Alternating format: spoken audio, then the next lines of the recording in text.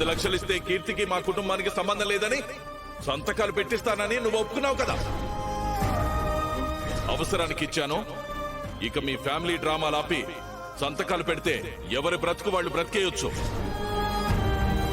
ఈ అగ్రిమెంట్ పేపర్ల మీద సంతకం పెట్టాకే తులసి నా ఇంటికొస్తుంది.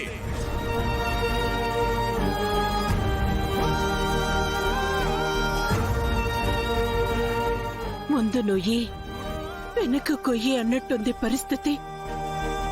ఇప్పుడేం చెయ్యాలో ఏంటో. ఇలా కన్న బిడ్డల కష్టం చూసేదానికంటే నా ప్రాణం పోయినా బాగుండేది. అయ్యో,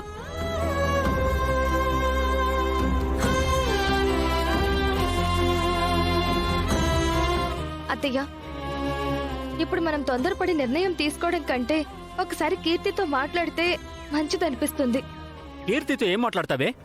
అంటే తనకి విషయం తెలుసో లేదో ఒకసారి కనుక్కుంటే. తనకు తెలియకుండానే బసవరాజు వచ్చి సంతకాలు పెట్టమని అడిగాడా? మోహన్ చూడు, అయ్యా బిడ్డలు మాట్లాడుకునే ఈ ప్లాన్ వేశారు గాని. రేయ్, సంతకం పెట్టాయి, ఓ గొడవ వదిలిపోతుంది.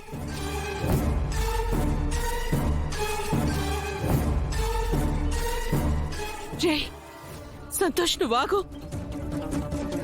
వీలైతే వాళ్ళని ఎలా కలపాలో ఆలోచించు, అంతేకాని చెడగొట్టి సలహాలివ్వకురా. హరీష్, కీర్తికి ఒకసారి ఫోన్ చేయి.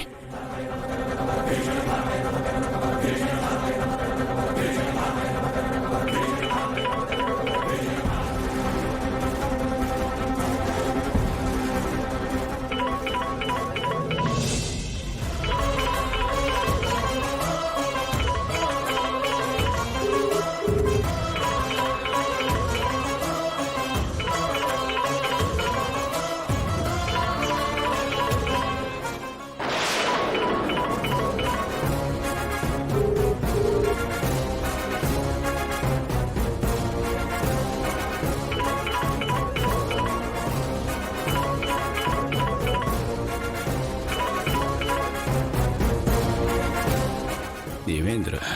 ఫోన్ లిఫ్ట్ చేయట్లేదు నాన్న. సరే, ఇంకోసారి చెయ్యి.